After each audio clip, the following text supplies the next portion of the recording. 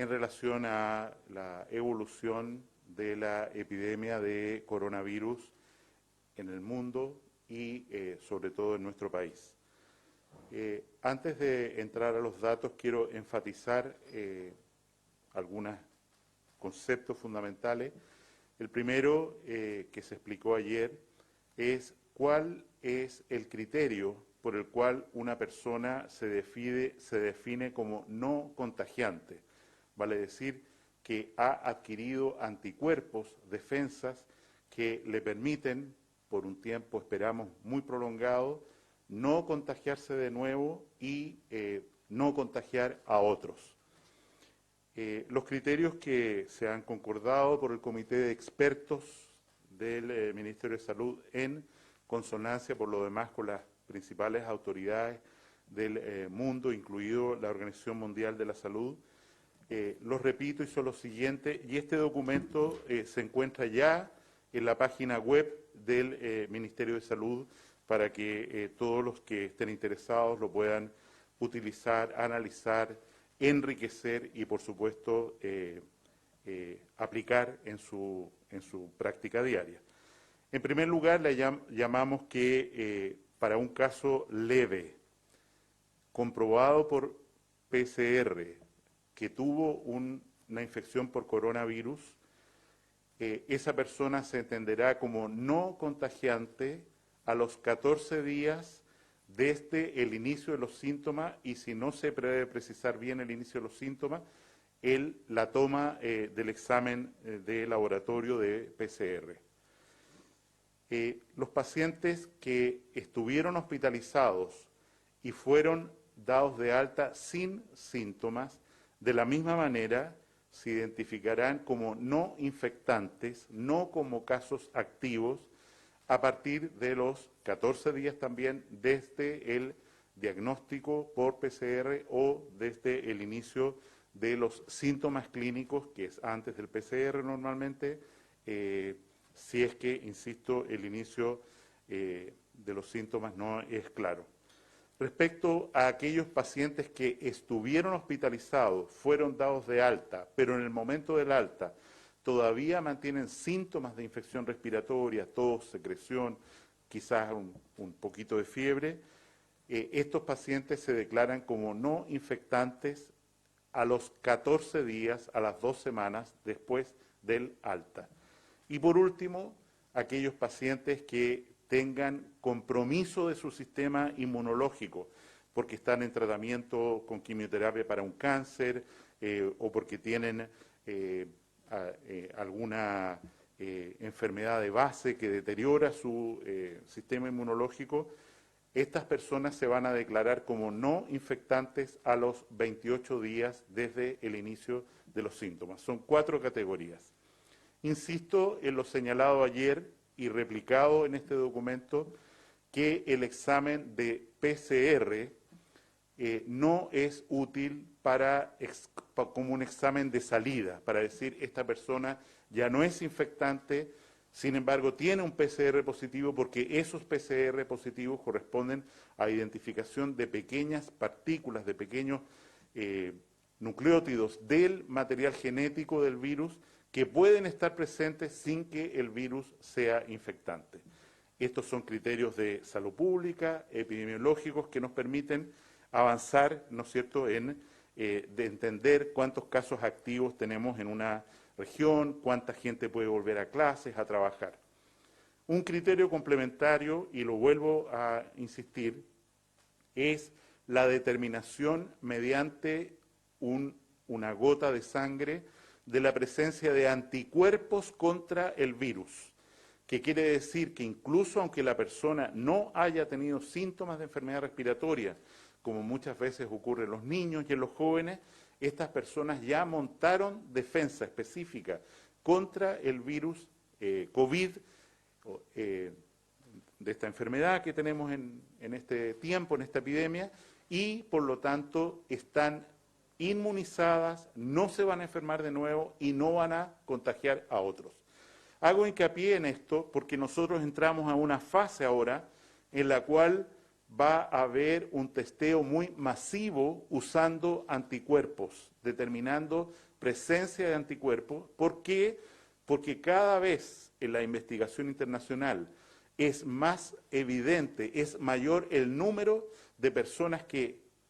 pasaron por la infección sin presentar síntomas, y el valor que tiene esto, el identificarlo, es que esas personas no necesitan estar en cuarentena, pueden volver a trabajar, pueden enfrentar con tranquilidad el llegar a su casa, a su domicilio, etcétera, y es un criterio muy importante, insisto, crecientemente importante, y por eso, a partir de este viernes de esta semana, el gobierno va a empezar, de acuerdo al millón de exámenes que hemos adquirido, a usar este instrumento para identificar en recintos de adulto mayor, en recintos penitenciarios o en lugares donde se vayan levantando las medidas de aislamiento,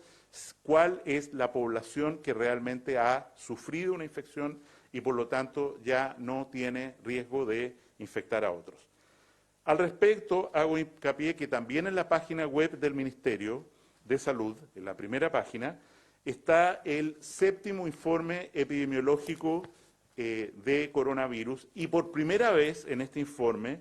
se incluye, y por eso la explicación anterior, se incluye los casos activos que han adquirido, se ha demostrado la infección en los últimos 15 días. Si nosotros miramos la incidencia acumulada desde el 3 de marzo, evidentemente lo único que puede ocurrir con esa incidencia acumulada, se van sumando todos los casos diagnosticados, es que aumente progresivamente. Pero en la fase en la que estamos ahora nos interesa mucho la información de cuántos casos hay en una comunidad determinada como reconocidos como infectantes. Y es así como ciertas comunas, ¿no es cierto?, han tenido un aumento de los casos infectantes y han ido disminuyendo, y eso nos permite tomar medidas de control, de aislamiento epidemiológico. He señalado entonces, al principio de esta presentación, dos temas que considero relevante insistir. Primero, y ambos están reproducidos en la página web del Ministerio de Salud. Primero, ¿cuáles son los criterios de salud pública con los cuales definimos que una persona es infectante o no es infectante? Y en segundo lugar, se ha publicado el 7º informe de epidemiología del Ministerio de Salud, donde no solo como era antes se publicaban los casos acumulados, las incidencias acumuladas por 100.000 habitantes, sino que además se comunica la incidencia de casos activos, lo que permite un monitoreo mucho más fino, comuna por comuna, de la evolución de este brote de enfermedad, de esta epidemia en el país. Esto es relevante, insisto, para tomar decisiones. Cuando una comuna o un sector de una comuna o un pueblo entra o sale de ciertas medidas sanitarias, llámese aduana, cordón, y la más estricta de todos, que es la cuarentena, evidentemente la información de cuántos pacientes, cómo evolucionan los pacientes activos contagiantes, se transforma en un instrumento de enorme valor. En relación a la situación en el mundo, sigue progresando esta enfermedad. Estados Unidos es el país con más contagiados y fallecidos, con más de 25.000, y enseguida están Italia, España, Francia, el Reino Unido, Irán, Bélgica, que ha subido muy rápidamente, y China. En relación a los países latinoamericanos, contando los fallecidos por coronavirus, en el caso nuestro, ustedes recuerden que es además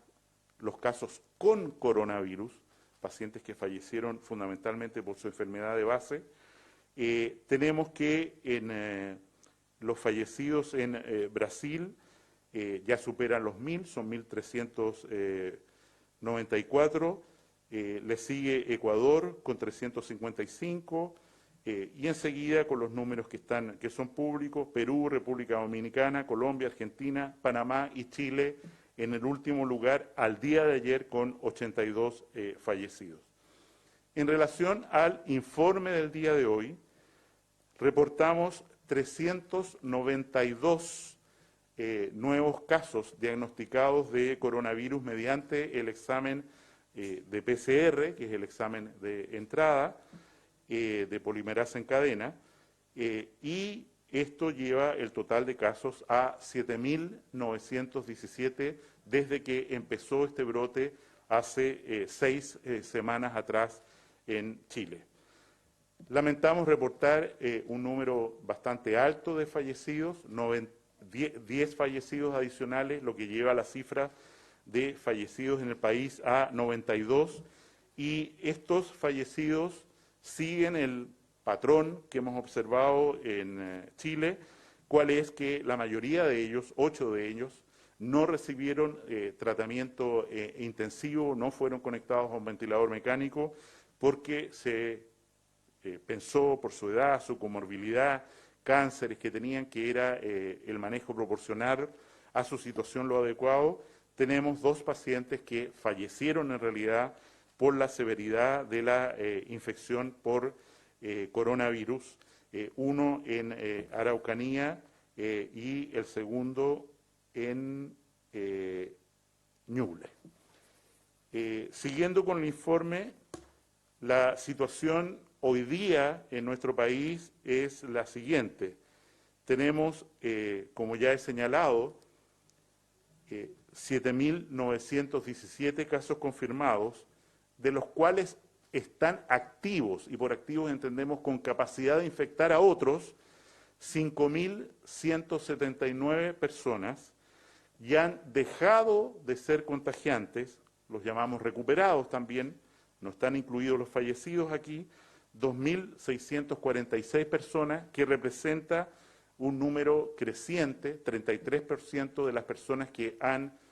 se han infectado por coronavirus ya han dejado de ser infectantes y pueden retornar a su trabajo, a su comunidad.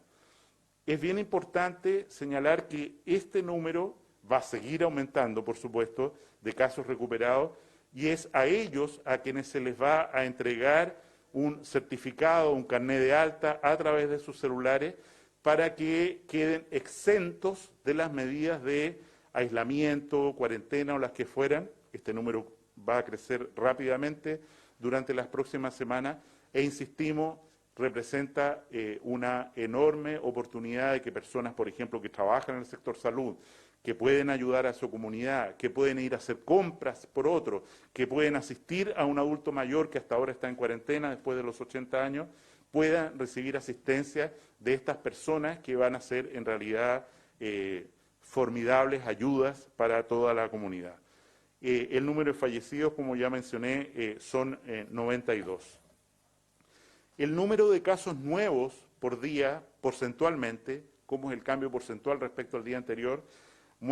sigue mostrando una tendencia a la disminución, y los números exactos durante los últimos días es 8% respecto al día anterior, 8%, 9%, 7%, 4%, 4%, 5%. O sea, el número de personas que están siendo confirmados diariamente tiene una tendencia favorable si se compara con lo que teníamos hace unas semanas atrás, en que teníamos incrementos hasta del 50% de un día para otro. Se han realizado 87.000 exámenes, 87.800 exámenes, en las últimas 24 horas 2.759, y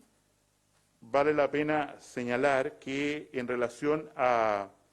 ocupación por pacientes críticos de unidades de tratamiento intensivo, tenemos 379 pacientes en unidades de tratamiento intensivo por coronavirus,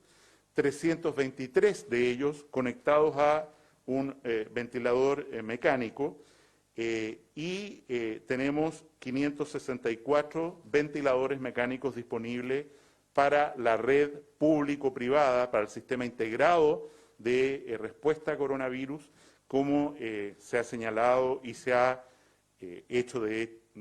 legal mediante decretos que ha emitido el Ministerio de Salud. La proporción de fallecidos mayores de 70 años sigue mostrando un incremento, vamos en 76 y algo % de los fallecidos pertenecen a ese grupo etario. Y lo último que quiero señalar, por instrucciones del presidente de la República, es cuáles son las medidas que se anuncian hoy día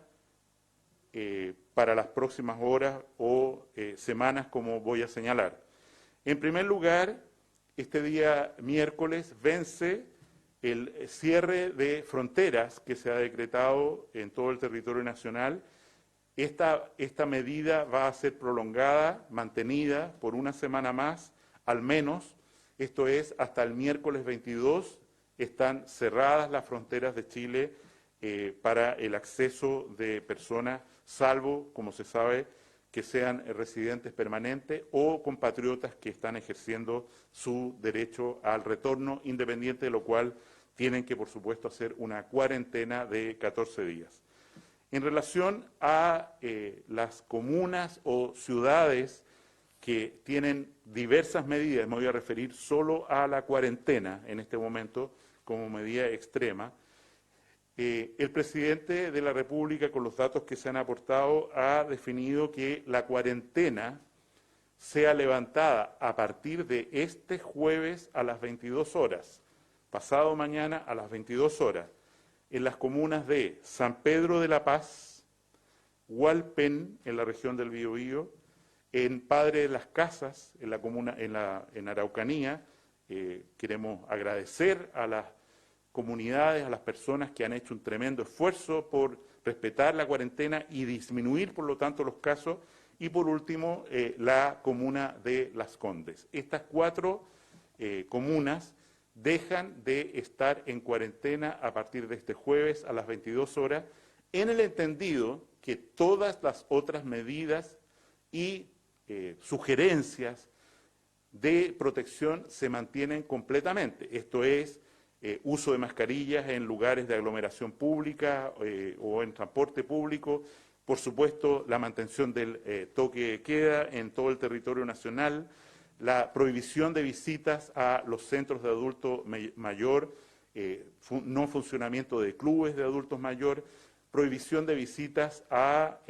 los centros de niños, del CENAME en particular. Todas estas medidas, insisto, siguen vigentes y, por supuesto, todas las acciones de protección personal intensas, como es lavado de manos, mantener la distancia social, se mantiene el cierre de cines y otros lugares de esparcimiento que podrían ser prescindibles en el día de hoy. En relación a otras comunas, se mantienen las cuarentenas por una semana más, a partir de este jueves, en las comunas de Punta Arenas, Osorno, Temuco, Chillán y Chillán Viejo, y, como ya sabemos desde el jueves pasado, parte de las comunas de Puente Alto, Ñuñoa y Santiago. La parte sur de estas comunas de Ñuñoa y Santiago quedan, como se sabe, liberadas de cuarentena, pero el norte se mantienen, y lo mismo en Puente Alto, en la división de Avenida Conchitoro, Vicuña Maquena, hacia el poniente, también se mantiene en cuarentena. Vamos a agregar como lugares de cuarentena, en primer lugar, la comuna de El Bosque, hacia el sur de la región metropolitana de la ciudad de Santiago. Hemos visto un aumento de los casos, de la incidencia de casos durante los últimos 15 días, y es eso lo que lleva a tomar esta medida, insisto, de imponer una cuarentena a partir de este jueves también a las 22 horas en la comuna de El Bosque. Asimismo, se genera una cuarentena en una parte de la comuna de San Bernardo, que está siendo mostrada en un mapa en este momento y que básicamente está marcada por la autopista central hacia el sur, por la autopista 5 Sur, Panamericana Sur, hacia el oriente, y por la avenida Colón en San Bernardo hacia el norte. Vale decir, parte cuarentena en, insisto, toda la comuna del Bosque este jueves en la noche y una parte de la comuna de San Bernardo limitada por la comuna del Bosque, por supuesto, hacia el norte, y la autopista central, la autopista 5 Sur al oriente y la avenida Colón, una avenida muy importante, una barrera natural muy importante que corta San Bernardo hacia el norte. Todo eso va a estar en cuarentena desde este día jueves en la noche. También se agrega como un lugar de cuarentena a partir de este jueves en la noche el radio urbano de la ciudad de Arica. Básicamente todo lo que está al interior y al poniente de la circunvalación que recorre el radio urbano, que bordea el radio urbano de la ciudad de Arica, excepto un pequeño agregado donde hay un foco importante de infección y de densidad demográfica que se muestra en el mapa. Estos aspectos o este detalle va a ser explicado un poco más tarde, ya con mayor fineza, por la subsecretaria Martorell y por la ministra Carla Rubilar, como ha sido habitual para que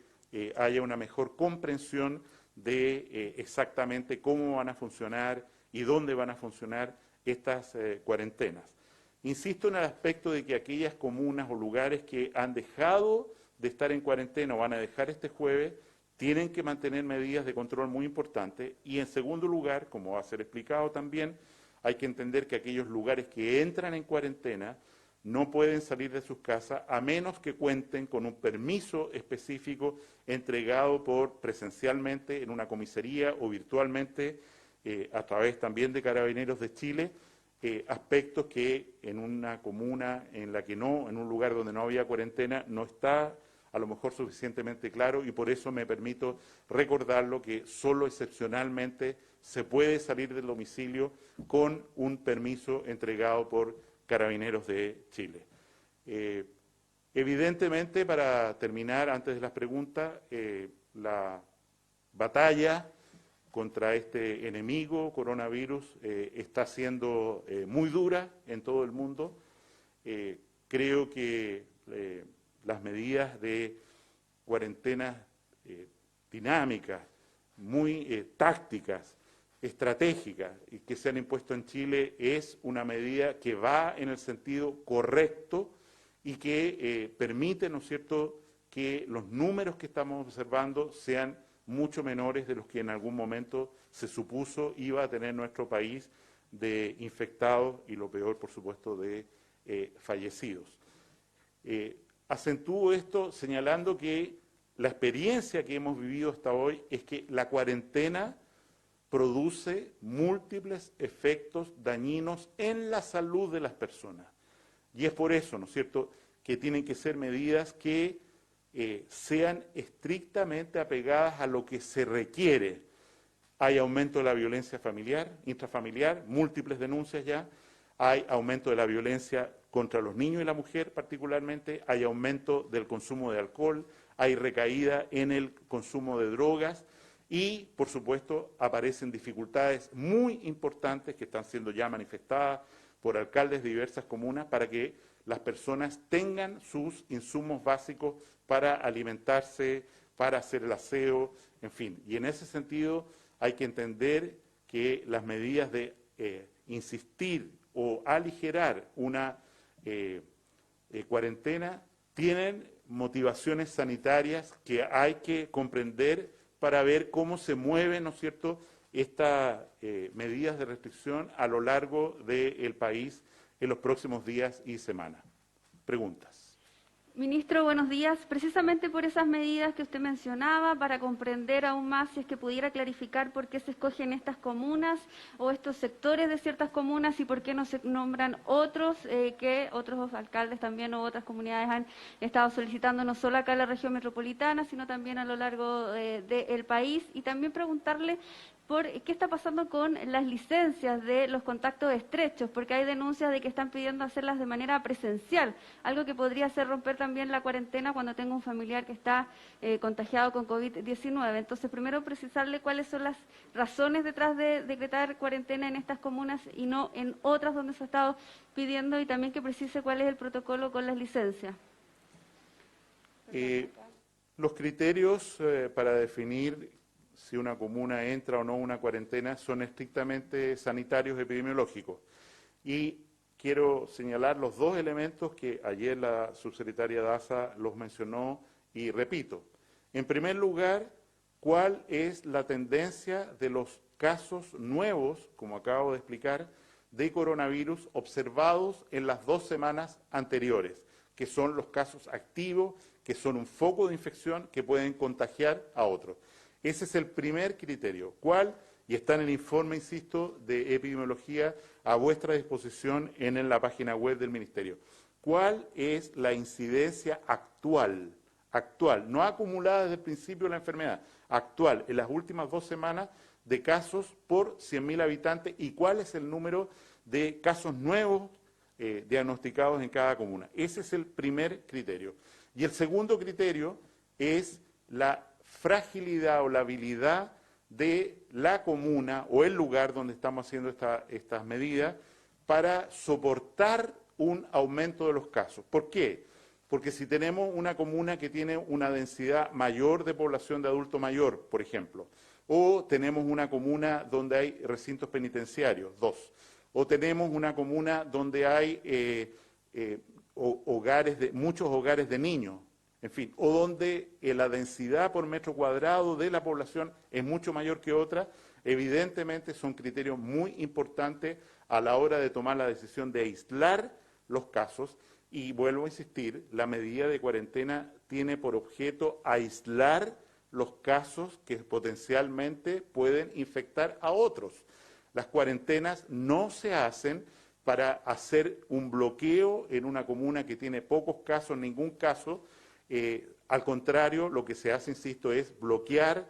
o segregar comunas, lugares donde se concentra un alto número de pacientes con riesgo de diseminar la infección a terceros.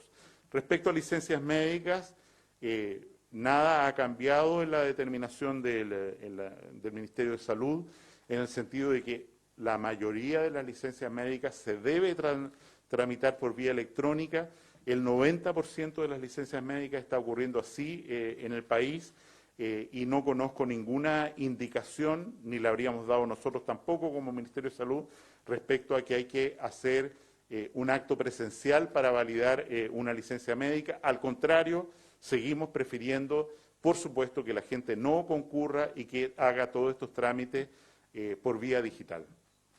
Ministro, buenos días. Primero, solicitarle que precise qué va a pasar con la comuna de Nueva Imperial, que no la mencionó en su reporte, y también en otro tema, 6 matronas del Hospital Sotero del Río fueron diagnosticadas con coronavirus. En ese sentido, ¿en qué zonas del país se está considerando el traslado de personal médico, ya sea porque los funcionarios se están contagiando o porque se necesita personal especializado para, por ejemplo, el manejo de ventiladores médicos? Y sobre esto último, hay una solicitud de médicos chilenos que estudiaron afuera que están pidiendo justamente que se convaliden sus títulos para poder apoyar justamente con el manejo de estos ventiladores. En relación a lo primero, efectivamente agradezco mucho la pregunta porque no lo mencioné. Nueva Imperial deja de estar en cuarentena, ha tenido una baja muy sostenida de los casos, igual como ocurre en Padre Las Casas, y es por eso que Temuco es la localidad, el radio urbano de Temuco, el que sigue con esta medida a partir de, insisto, se mantiene el jueves para adelante. Entonces, corrijo y agrego, gracias a su pregunta, que la comuna de Nueva Imperial no va a seguir en cuarentena a partir de este jueves. En relación a contratación, evidentemente esta epidemia ha producido una merma en los recursos humanos para la salud. En el día de hoy tenemos en la atención primaria solamente 200 funcionarios contagiados por coronavirus, afortunadamente la mayoría de ellos muy bien. Hay 3 pacientes que están solamente hospitalizados de este segmento de trabajadores de la salud, y en la medida en que los pacientes se están hospitalizando, evidentemente aparecen riesgos ahora no solo para la atención primaria, sino para los hospitales. Y en ese contexto quiero recordar que los hospitales, los directores de servicio, tienen plena libertad y recursos para contratar personal adicional, para contratar sin necesidad de convalidación de título mediante una COM a extranjeros que residen en Chile y tienen título validado o expedido por una universidad de prestigio internacional, o chilenos que han estudiado también en una universidad en el extranjero, y son todos ellos muy bienvenidos. Respecto a recursos humanos, efectivamente, cuando pensamos en un ventilador mecánico, estamos pensando en realidad en un conjunto. La unidad donde está alojada, la fuente de oxígeno y aire comprimido que ese ventilador, que haya suficiente carga eléctrica, que haya un suficiente aislamiento, espacio, y que haya el personal adecuado para manejar estos equipos.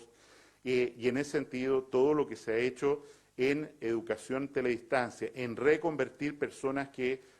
habían perdido, por ejemplo, entrenamiento para intubar pacientes o para manejar ventiladores mecánicos, es algo que nos ha ayudado mucho, a pesar de lo cual, en particular a la ciudad de Temuco y a la ciudad de Punta Arenas, hemos tenido que enviar personal para fortalecer precisamente el manejo de estos pacientes en tratamiento intensivo. Quedó pendiente de la pregunta anterior el tema de las matronas del Sotero del Río. Bueno, efectivamente tenemos enfermeras, matronas, médicos que han presentado enfermedad, y como digo, sabemos que la expansión del coronavirus a recintos hospitalarios produce este efecto, pero los directores de servicio y hospital tienen los instrumentos para sustituir, reemplazar esta fuerza de trabajo, y afortunadamente, como lo repito, la evolución de todos estos trabajadores está siendo satisfactoria desde el punto de vista clínico. ¿Podrían aterrizar nuevamente la estrategia respecto al tema de los contagios? Lo que ha dicho hoy la subsecretaria Paula Daza, de que hay que lograr que las personas se enfermen progresivamente. En esa línea, por ejemplo, la cantidad de contagios que estamos viendo diariamente, 300, 400, ¿es el rango que ustedes esperan? ¿Es lo óptimo, por así decirlo? Y, en segundo lugar, ¿qué pasa con los datos y los criterios técnicos para tomar las decisiones que ciertos expertos también siguen diciendo que es necesario transparentar? En primer lugar, toda la información que tenemos disponible es transparente, se entrega a los expertos. Hay datos que ellos quisieran tener que nosotros no los tenemos. Por ejemplo, exactamente en cada caso, cuál fue el tiempo que me dio entre el inicio de los síntomas y el examen de PCR. Tenemos una idea aproximada, pero ese dato, caso a caso, insisto, no tenemos una precisión y por lo tanto no podemos entregarlo, y tampoco tenemos la capacidad de hacer un esfuerzo extraordinario para identificar en cada caso positivo retrospectivamente cuándo fue, pero no será que estornudó antes, que tuvo un poco de fiebre. Y en ese sentido, insisto, toda la información disponible, que es muchísima, toda la información disponible está en la página web, que recomiendo una y otra vez revisar y mirar y estudiar, analizar antes de pedir más información. Y los criterios para generar las cuarentenas o las medidas de aislamiento han sido claramente explicados. Ministro, buenos días. Preguntarle primero si puede volver a precisar el tema de los contagios progresivos que se había hecho en la pregunta anterior, y como segunda pregunta también ver qué va a pasar con la vuelta a clases. Si bien el 27 de abril se debería volver a clases, ya se está hablando por parte del Ministerio de Educación en conjunto con los alcaldes que tuvieron una videoconferencia respecto a volver progresivamente, y de este protocolo que está realizando el Ministerio de Salud y también la cartera del Mineduc. Efectivamente, nosotros sabemos que este virus nuevo tiene la capacidad de infectar a toda la población del planeta, por cuanto es nuevo, desconocido, y no hay personas que tengan, hasta donde sepamos, anticuerpos, defensas, preparadas para el ataque de este virus, que, insisto, se demoran al menos una semana en producirse, anticuerpos que detectamos a través de los exámenes serológicos, inmunológicos a los que he hecho mención antes. Evidentemente, el interés fundamental desde el punto de vista sanitario es que la velocidad de contagios sea la más baja posible, de manera tal de, voy a repetir un concepto dicho tantas veces, de aplanar la curva, de manera tal que las personas que se van a infectar lo hagan lo más prolongadamente en el tiempo que sea posible, dure 3 años, dure 4 años, para no tener situaciones, como ha ocurrido en otros países, en los cuales se produce un aumento muy brusco del número de personas enfermas, contagiadas, y ello lleva a una saturación de los sistemas de salud, que es el talón de Aquiles que enfrentan los países que han enfrentado, que han tenido brotes muy masivos. Respecto a educación,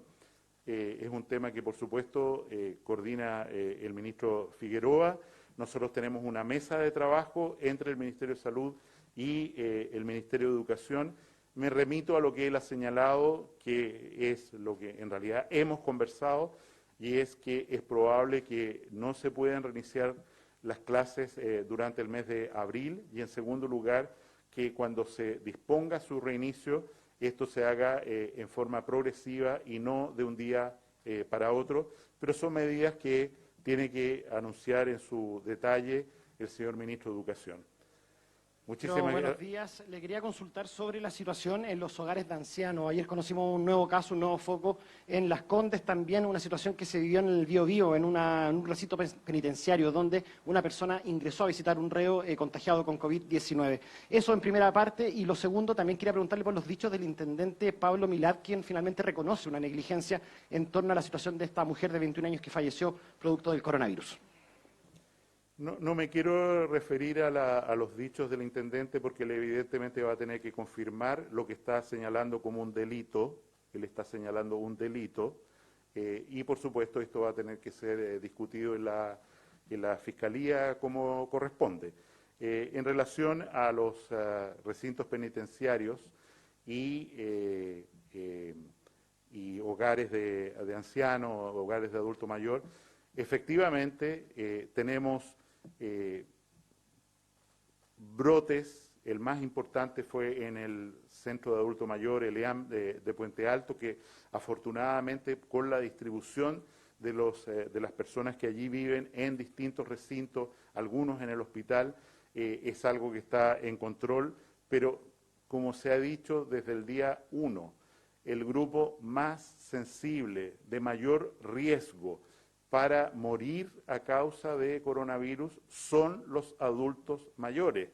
Y es por eso que están prohibidas las visitas a los ELEAM. Está evidentemente, si una persona sabiendo que era positiva va a ver a alguien, está cometiendo un grave delito, y tenemos afortunadamente situaciones muy focalizadas en otros centros de adulto mayor, como usted se refiere, y en cada uno de ellos se están tomando las mismas medidas de aislamiento, de alejamiento, de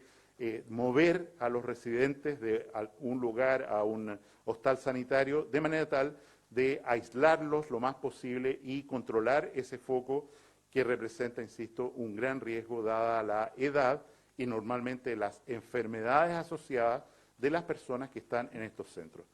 Muchísimas gracias por su atención. Vuelvo a insistir, recurran a las fuentes de información oficiales que están a vuestra disposición en la página web del Ministerio de Salud, en la unidad de epidemiología del Ministerio de Salud. También hay informes en cada región y creo que no hay ninguna duda de que toda la información está siendo entregada, la que podemos disponer, la que tenemos, insisto, a la comunidad. Y viene una fase nueva, que es la identificación de personas que tuvieron la enfermedad y no tuvieron síntomas, que es muy importante para diseñar el futuro del trabajo de salud pública en relación a coronavirus, acciones que van a empezar este viernes. Esto no obsta a que haya instituciones privadas. Por ejemplo, ayer hablamos con la ministra del Trabajo sobre las mutuales,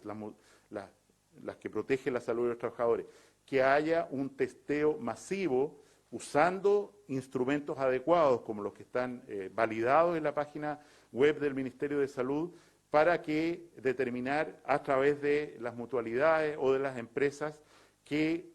porcentaje de la población de trabajadores, por ejemplo, o de escolares, ha dejado de ser un riesgo para enfermarse ellos y para enfermar otros, y es por eso que pongo de nuevo en la dinámica que en los próximos días vamos a empezar a hablar intensamente de pacientes que se tuvieron la infección y se recuperaron a pesar de que no tuvieron síntomas, identificados por anticuerpos, cosa que empezaremos a hacer como Ministerio de Salud este viernes. Muchas gracias.